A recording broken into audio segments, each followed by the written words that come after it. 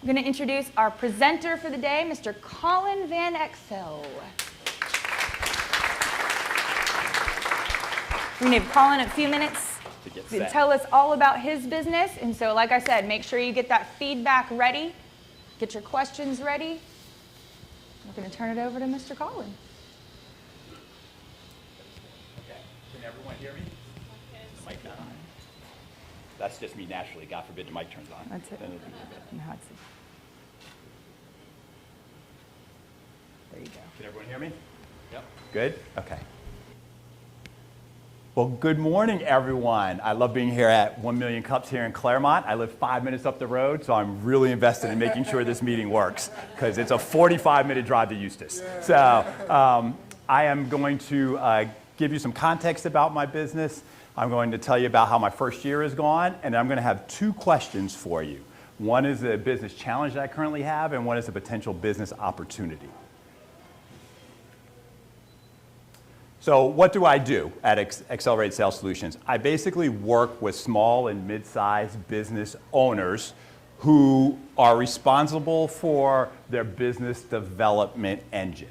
And as most entrepreneurs know in the room, not only are you responsible for your business development engine, you're responsible for everything else in your company, right? And so you're really stretched. But what usually happens is once a company is off the ground and running and stabilized, they would notoriously hit a wall with their revenue. It'll flatten out. And I come into play and help them when they want to scale that business. So I do a number of different things with them. But I think rather than reading the slide, the best thing is to actually tell you what I do in terms of how I work with a customer. So I have a customer today, a client today. It's roughly about a $500,750,000 business in promotional products. The owner came to me and said, I want to retire in 3 years. And right now, my company is undervalued because we're not performing from a revenue standpoint. How can you help me, right? And so we sat down, did a bunch of discovery with them, learned about their company and what they do. First thing we did is, first thing I recommended, we need to hire somebody because the owner, there's two owners, but one of the owners is their only salesperson and by far a very good salesperson, but she's stretched too thin. So I actually created a job description for her. I helped put together the interview process, and then I helped her hire the person, right? But the key thing for her that's really important is that that salesperson reports to me, does not report to her, because that frees her up to sell more, right? And so what we did after that is I trained the person in sales, she trained the person in product, because that's her specialty, and we got the person up and running as fast as we could from that standpoint. So that's the first thing we did to help grow her sales. The next step was to look at her sales strategy and how they go to market today. I documented that along with their sales process, and then I actually converted all their training material to reflect their sales process, which it did not currently. What that's going to do is that's going to allow us to train people faster, because in order to reach her 2x revenue goal in 3 years, we're going to need to hire more salespeople, and it took us too long to train this one. So I've improved the training process for that salesperson, for the next salesperson we hire, to get them up to speed and selling even faster. The third step I did is I reviewed her tech stack. She has a CRM. They weren't using it. They were doing everything manually. I helped explain to her how they were missing an opportunity to be more efficient.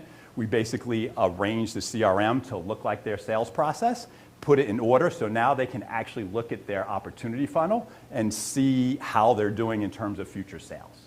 Right? And so at this point in time, we have gotten the business organized so that she's more effective, the business is more efficient, and we have a new salesperson on the ground. The good news is we're finishing our first quarter, and she's up about 33% quarter on quarter. So those things have actually shown a difference. So there's some fancy words on the screen here, but that's what I do. I walk in and really help get small businesses off the ground. So what makes me qualified to do that? So first of all, the thing I'm most proud of on the screen is the three people on the left-hand side, right? And so it's nice to know I'm at the end, you're never at the end of being a parent, but there are two-thirds of them are off the books, as I say. So I've done a pretty good job with that, and they're good people. You know, it's nice to know I can't say certain things on YouTube, but they're not that, is what I would say. So they're actually really good. But as you can see, I've got 25 years of sales experience, mostly with Fortune 500 companies. I've been through a ton of sales training programs, Sandler, Challenger, a bunch of ones that people have heard of before. They spent a lot of money on me to make sure I was effective as a sales leader, and I've been successful. My last role at Ocean Optics, I was the VP of Global Sales. We increased revenue from about 60 million to about 90 million in about 5 years. And that was through the team that I helped put together. So I have receipts, as people say today, to back up what I do. But 12 months ago, I got an opportunity to start this company. And it was good timing for me. And I felt like I wanted to bring the skills and experience that small and medium-sized businesses normally don't have the ability to get to them and allow them access to it through me and through some other people I can work with to help them grow their business. It's a way I can give back, and I want to see them be successful from that standpoint. But I will tell you, the most humbling thing I've done is start this business in 12 weeks, because despite this fancy background, this is hard, is what I would say. It's a hard thing to get your business up and running, which is one of the reasons I'm here today, is to get some feedback on what I'm doing. Because despite all those fancy names and letters behind my name, I've struggled a little bit in the 1 year that I've been going on. So what's the problem? My business development engine, believe it or not, has been slow beneath everything else. Getting myself up and running has been a challenge. So I've been in business about 1 year. Actually, 1 year will be effective this month. I expected when I planned my business that I would have no revenue for a year. Actually, that was my guess. I actually was lucky enough to actually get revenue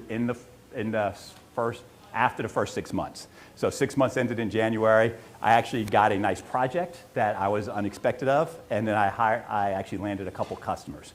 But I'm still not at capacity, right? And so that has definitely slowed from that standpoint, and I definitely want to go faster, right? And so I really haven't completely cracked the code in terms of this business, in terms of client acquisition, right? And so that's one of the things that I'm going to ask you questions on. The other thing that I'm going to really ask you questions on, I'll go ahead and move forward, is in growing my company and starting this company and growing it, about, I'd say, 14 months ago, I actually started using AI as part of a selling group. As I was in between jobs and wanted to learn more, I was trying to sharpen my saw. And I've actually developed a pretty solid skill set. I've moved from, in my AI journey, from just having it do tasks. Most of us use it. Hey, read this email, make it better. Hey, look at this post. Is it going to be effective? Things of that nature. I've actually moved up the ladder to having it use an AI process. So basically, my entire social media strategy, you're going to have opportunity to see my LinkedIn page, but my entire social media strategy is AI-based, actually. I gave it all the information about my business. I told it what I wanted it to do, and it basically automated all my LinkedIn posts for 90 days, essentially. So I'm in the middle of a 13-week LinkedIn social media strategy that I've completely developed on AI. And the third thing I've done is I've taken that a step higher than that and really started using it for strategic thinking. So I talked about my business, I've used it for other customers' businesses, and used it in some pretty versatile ways to do simulations and to really talk about the strategy needed to get businesses off the ground. I can go into more details, but I don't have a ton of time, so I'm going to keep to my 6 minutes. And if you ask me questions about that, I can go into it. But I know for a fact how much has helped me, and I believe there is some version of a product or a service there that might be useful to small and mid-sized businesses. So my 2 questions, and you can take them together, you can separate them. First one is, let's go back, I'm sorry. So I talked about the AI. So the AI question is there a product there? Is there a service product there? Is there a hardware product there? Is there a market for it? Do you believe small and mid-sized businesses are ready at this time to invest, to actually put money into someone helping them from an AI standpoint? Or maybe it's just a continuation of what I'm doing in my business. From a business development standpoint, that's the second question comes in. I wanted to tell you what I've been doing. So my business development has been today limited to my personal network, which goes back 25 plus years, as we talked about. I just talked to you about my LinkedIn social media strategy, which has been effective. I've actually gotten 2 or 3 leads off of it in the past month or so. So it actually has been working. I actually network in the greater Orlando area. I am a Clermont resident, but I pretty much run from Lake Mary to St. Cloud to Brevard to Lakeland as far. So like I'll run, I have no problem putting into work, but that's kind of where I'm doing right now. And I challenge myself to do a bunch of local presentations. You're watching one of them, actually. I have 3 more coming up in the next 4 weeks. So the question is, out of that, I've been relatively successful. I just want to go faster. So what else would you recommend to increase the speed of my business development? So in conclusion, thank you. And I will be waiting for your comments. Thank you, Colin. Fantastic. Thank you, Colin. Stay up here, and this is where we're going to get... Staying out of the way of the camera. Yes, that's right. I've probably been standing in front of it. Yes. You can see the back of my head all over YouTube today. So let's leave these questions up here. And Harry and Lee have our microphones, and we're going to have them come around to you for your feedback. So stand up. Give us your feedback. Let's look at these questions here, and let's talk to Colin about how we can answer some of these questions to support his business. Thank you. Colin, great presentation. Thank you. You know, I have had many clients working in that space, right? I mean, not only from the sales point of view, but also from finance, operations, marketing. So who is your target customer? Yeah. Because it's not easy, you know, for a business to reach a, you know, sales amount or profitability to pay for that type of service. So tell me a little bit about your target client. I mean, how do you identify it? Yeah. Thank you. Yeah, thank you. Thank you for the question. Great question. I would have talked about it had I had been more than 6 minutes. So what I teach customers is every small business needs to have what's called an ideal customer profile. And that usually is wrapped around your business's unique value proposition. So I actually have to answer your question, 2 ideal customer profiles. Right now they're wrapped around the two products that I have. So from a fractional revenue leader, what I described to you, that ideal customer profile is a company, it's usually B2B. It's anywhere from, I'd say, $1 million to $20 million. There's potentially a sales team, not a sales leader. The owner is running it. And my background is in manufacturing, technology, and distribution. My service can be available to anybody, but that's probably where I'm the most comfortable.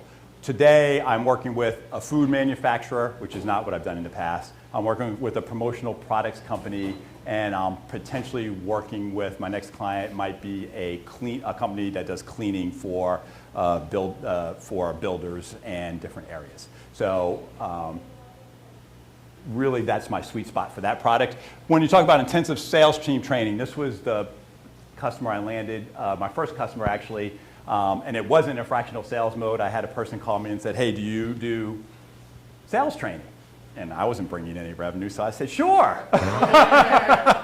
I'll do sales training. And to be quite honest with you, I had no intention of getting this job. I used AI, gave a really nice answer to their RFQ, and walked away at Christmas time going, yeah, I'm good, right? It was a former boss of mine, wasn't an issue. She's really knowledgeable. I figured she'd see right through my RFQ. It turns out she handed the RFQ to her sales leader, and the sales leader called me after Christmas and was like, I loved your presentation. I want to hire you. So part of me was like, yes, this is going to work. The other part of me was like, I've got no content to do this whatsoever. I was like, I have to build this from scratch. So I took 90 days and actually had to develop a custom sales training program from scratch, which was never anything I intended to do, but I've done in my past. I actually delivered it in March. They loved it for the most part. All my recommendations in LinkedIn, a lot of them come from those people, and I still have a business relationship with them today because I coach them in addition to their manager coaching them from that standpoint. That ideal customer profile is probably anywhere between 30 million and 70 million. They're a bigger business. They want someone to come in and coach and train their team, maybe twin their VP of sales or act as an assistant to them, bringing the same level, if not maybe a little more, understanding of what those people do. So those are my 2 products. Those are my 2 ideal customers. I want to have fishbowl pass around, we're going to give away these lovely cups and notebooks at the end. So I'm going to have the fishbowl. If you have not dropped your business card in, They're that's very good, by the way. for. When you come to enough of them, you get them for free. They do. They will keep you caffeinated throughout the Wednesday. So if you can just pass that around, that would be great. We have another question. Hi, good morning. My name is Jared Taylor. I'm the founder and CEO of Sugarloaf Partners, which is a fundraising consulting firm for nonprofits. Okay, cool. One of the things that I wanted to ask you, you mentioned this professional network, this personal network. I'm just curious of why you're spending so much time behind the wheel in all these different areas. Which are they? You mentioned Lakeland, Lake Mary. It's a lot of windshield time. So where are your core markets? What are you doing to lean into that one or two specific markets? Yeah, so I will tell you that I started doing that because I just didn't know any better when I started the company, to be quite honest with you. I wasn't sure. I knew what I was good at, and I wasn't sure where they were located in the Orlando area. I've actually really trimmed down that networking. Like, I did run all over the place. I've really trimmed that down through trial and error, just going, okay, that networking event didn't work for me, but this networking event, connection event, whatever you want to call it, works very well for me, right, in terms of potentially buying leads. So it's not as bad as I made it sound. Actually, I probably over-talked that piece of it. I've primarily been staying in the Orlando area. I actually have been underpenetrated up in the Lake Mary area. I feel there's a lot of business up there that I could do better with. I've been really good in St. Cloud, Lake Nona, downtown Orlando. I kind of have that sweet spot right now from that standpoint. And that's where actually most of my customers have come from, and where the recommendations that my customers are handing out for me are starting to generate some additional leads. So good question now. Yeah, I haven't gone to Lakeland. I haven't gone to Brevard in a minute. So thank God. Oh yes, Marissa. Nah.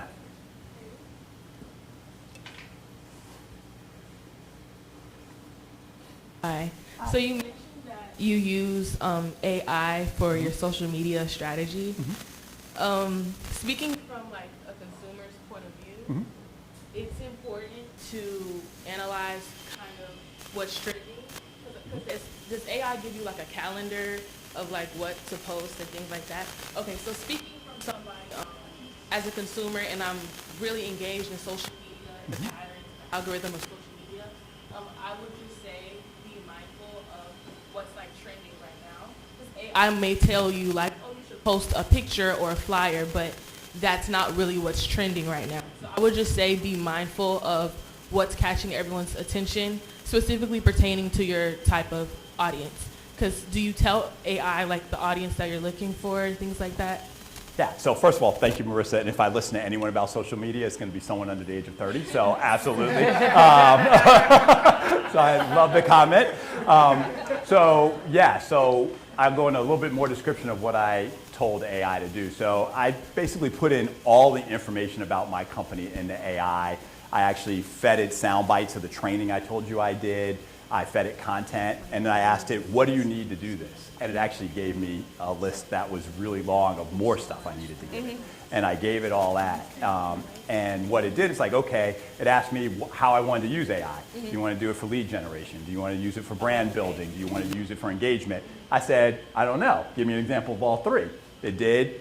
Lead generation it was really bad at. But brand building engagement sounded like me, and we worked on the tone. And so basically, it gave me a calendar of alternating things, alternating the topics in terms of brand, not even topics, but a theme, brand building versus engagement.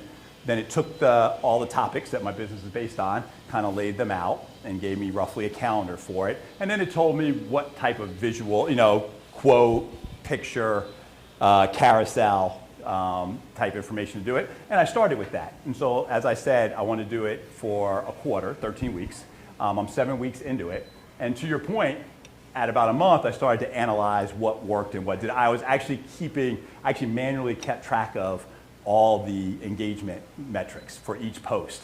I'd go back manually and do it. It's actually kind of a pain that LinkedIn doesn't give you a better way to do it. But I did it, and it was really clear, to be quite honest with you, that if I talked about, didn't matter if it was brand building engagement, but if I talked about mentor or leadership type activities, and I was, usually when I read them, I was very authentic in them, and I posted a picture of myself, off the charts engagement. If I talked about like how to do something in a carousel, not bad, but great.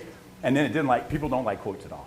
So I have been looking at those type of metrics to understand how to use it better. And I've actually, now that I'm halfway through, I've pivoted. If you follow me on LinkedIn, you'll start to see that there's a picture on everything now until that wears out. And I'll start to figure out where to go from there. So, because no one wants to see this all day long, trust me. So.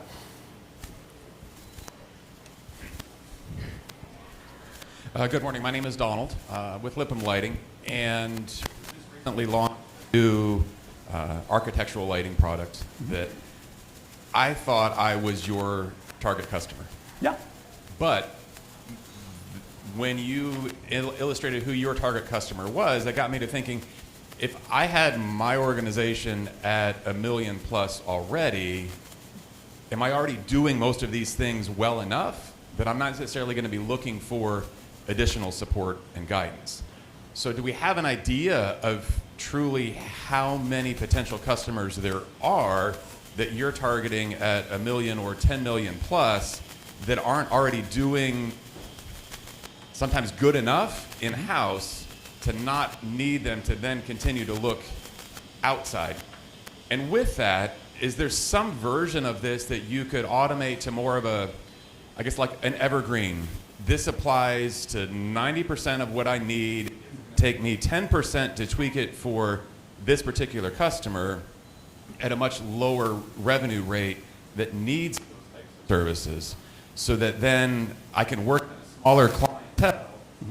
It's not necessarily customized, but I can find more fish down here as opposed to $1 million plus that may already be doing what they consider to be good enough.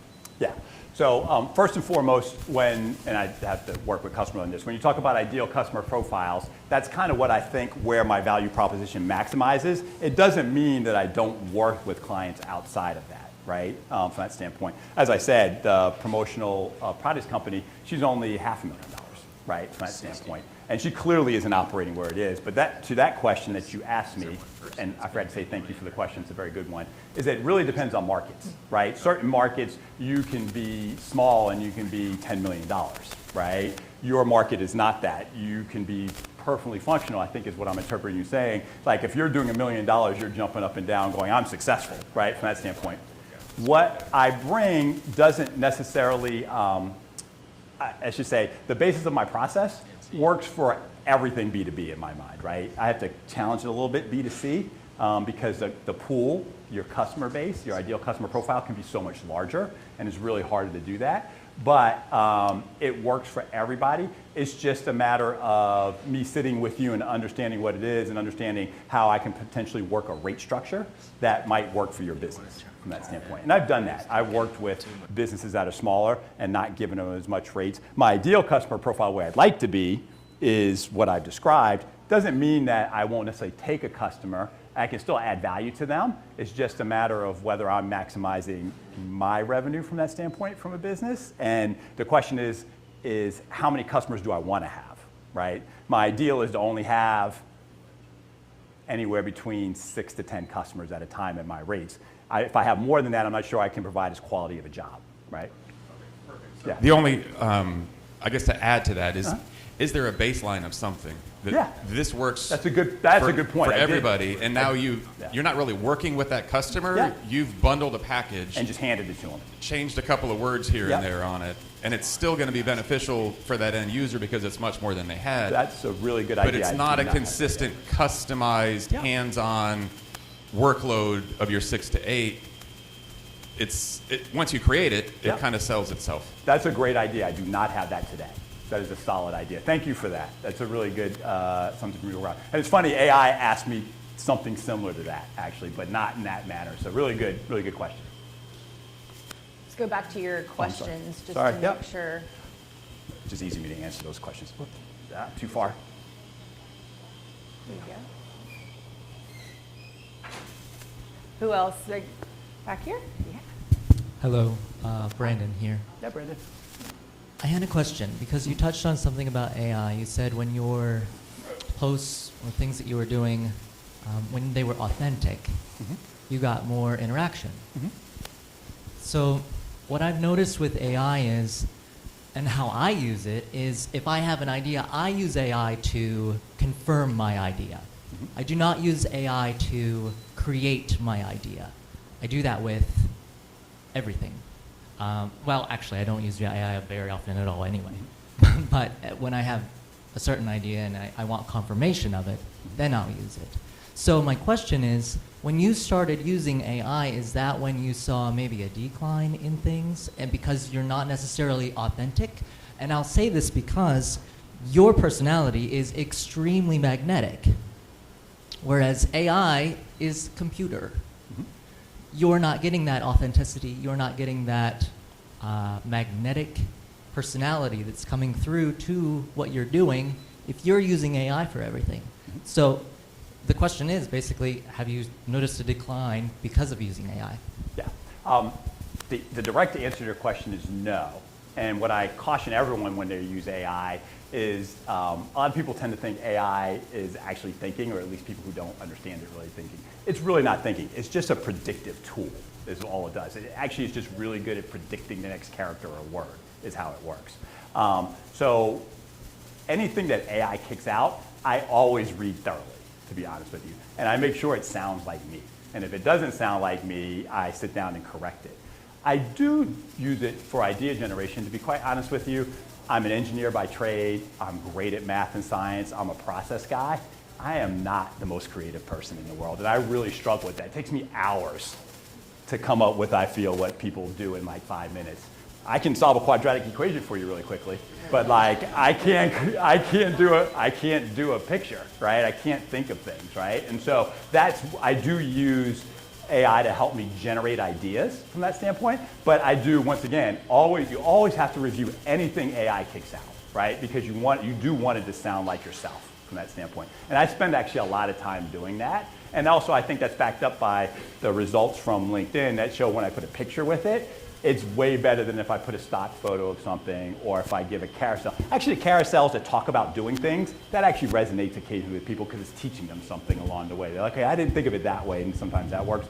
But the more, to your point, the more authentic I am, the more it is. But I could not, to be quite fair, I could not have generated 13 weeks worth of posts on my own. It's not possible. The difference is I would have had to hire somebody to do that. And so now when I was talking to a marketing friend of mine, she was a little mad I didn't hire her to do what I'm doing with AI. And I'm saying, hey, listen, this isn't a shot against you. I was like, if I would have hired you, what would you have told me to do that was different than what AI told me to do?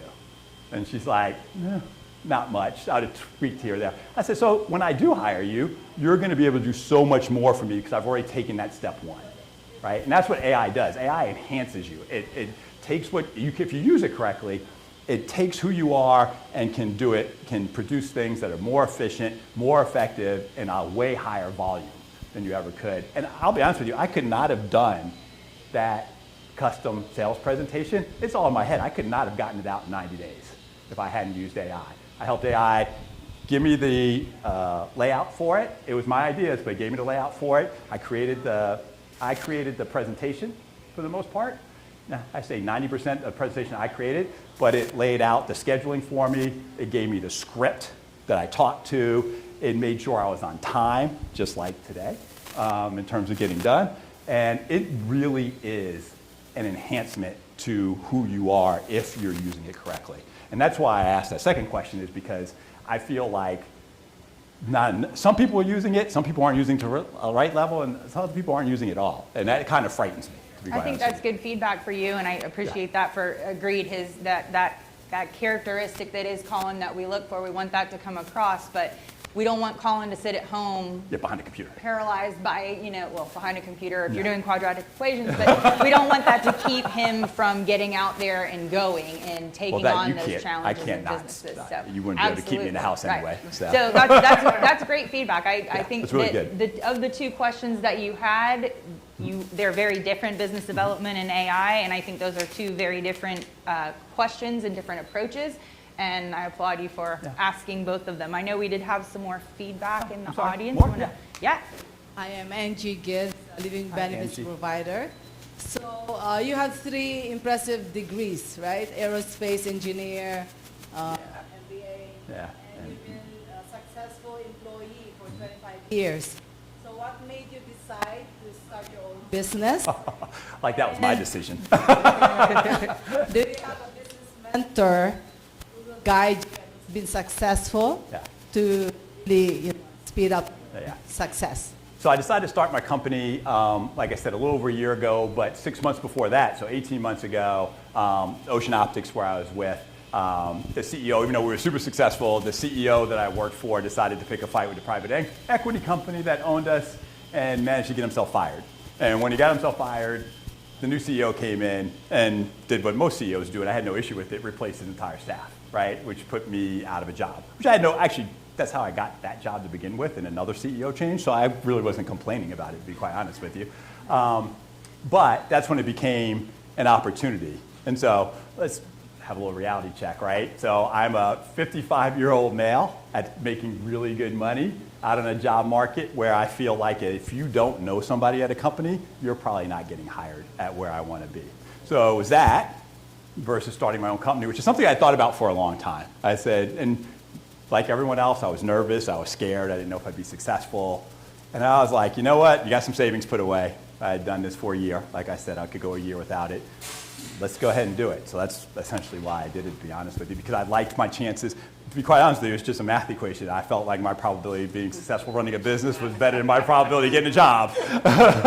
And that's just facts these days. I don't think that's a lie to anybody. And I feel like, even with my background, I felt that way, right? So, and the world of job recruiting is so different today. I hadn't really looked for a job in like 30 years. You know, every job just kind of came to me up until that one. And so that was a little daunting at this stage. But second question, I do not have a business manager. I talk to a lot of people. I network a lot. I talk to marketing people. I talk to other entrepreneurs. I try to sit down and have a lot of one-on-ones to Betsy's point, even if they're not in my field or if they're not a potential customer, but if they're successful, what made you successful? How did you do it? I just try to figure it out that way. Because I've seen a lot of large companies and how they're successful, and I'm just trying to figure out how I take what I know there and put it into my business. To that point, I want to mention we do have the opportunity for presenters like Colin, unless you're going to talk about quadratic equations again. There's a refill presentation. I say this with caution. There's a refill presentation 6 months later. So again, somebody who's keeping track of their stats and things on LinkedIn, in 6 months, he can come back and say, this is what is continuing to work. I was mindful of trends on LinkedIn and I saw this kind of happen. So there is an opportunity for that as a presenter to come back 6 months later and do that refill presentation and update us as a community on what's worked and maybe what hasn't, or also to introduce new concepts as well. Exactly. Hi, thank you, Colin. I'll be real quick. Rachel, Dr. Matthews, if you're feeling fancy. I wanted to just hit on 2 points. A lot of great feedback I heard for you. Hopefully you get to listen back to this. But I thought about your niche, and I thought that that would be a great starting point. I know you have touched these different areas, but there's something to be said about working in your groove, to speak. So I would challenge you to go to those same, search those companies, those organizations out beyond the local area, because of course we know that we have the technology to support in that way. I would focus there and then afterwards focus on branding. The second question I thought was good, but is be set aside, the whole AI thing. Because again, if you're already building into your business, sometimes people don't know how to use AI. And then the second point, I speak to a relationship, authenticity. I do believe that when you're talking about social media, it has its place, right? You have to be on social media. Yes, but that's right. That is exactly, that. So I'll just say the bit of that is a branding, that's it. Because if you look at some of the going in and out, some of the social media engagements of really, these folks, it's not that. People are going in there, there's not that much engagement. So I would really focus on your target group, your niche, and then from there, nurture those relationships. It's not a one-touch, it's a multi-touch thing.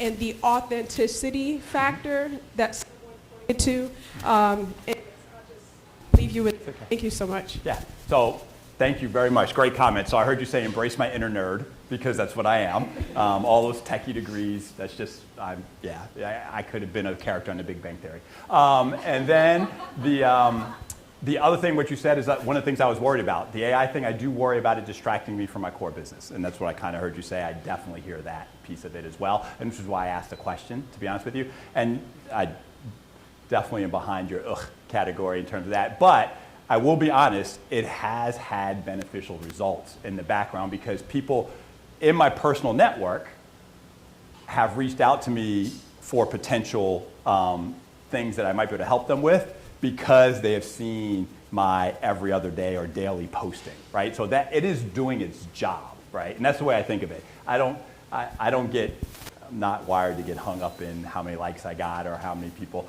I did that just simply to see what was most effective. But the reality is that it has actually started to generate after about 4 weeks, which everyone says is a time you have to go 4 weeks in complete silence, which is really hard, right? To post every day or 3 to 5 days a week for a month and see nothing happen on your thing. But then it has started to slowly turn in the last 2 weeks, is what I'd say. So it's actually working the way people have said it's going to work. So I do think, to your point, it has its place. Okay, we'll do one more, and then, Oh, no. Hi there, good morning. I'm Wendy Taylor with Strategic Online Marketing. Have you done any webinars for the sales training? Yeah, not yet. Go ahead, keep going. Showed case studies? Yeah, no, I have not done that. I need to, I'm edging into that. This is part of getting to the point of finding out if there's a market for that, and posting and having things. I've thought about doing that. It's for both sales and possibly AI, depending what the reaction was. We have one more here, too. That could save you drive time. Yeah, exactly, yeah. Thank you, Wendy. Colin, Heather Walker. Actually, oh, thank you. And I'm going to echo on 2 other people. I love the idea of a webinar. I'm a much smaller business, real estate professional, but I struggle with performance metrics. So I would love either a webinar or, like the gentleman suggested, a much smaller product for some under $1 million. Because I'll tell you, I send out postcards, do things. Literally, they come back to me returned, and I throw them in the garbage. Yeah, it's tough. Yeah, it's like I wasted all that time. Yes, I know. And that was money, right? Yeah, down the exactly. drain, literally. But I should be tracking more aggressively what is working for me as far as my marketing goes, because I do spend a lot of money on marketing. I did hire a professional marketing company to help me with social media, because like you, I hate seeing myself on video, but it's what works, you know. They want to see me on video. That's what I produce. So I would love to see a product like that. So that's excellent. I would definitely be interested. I was going to fill out my information. Oh, but actually, put it in, and I'll follow up with you. And by the way, if you like the website, the person who did the website, I'll give Splash a little category. She's in the back. She actually did our website for me.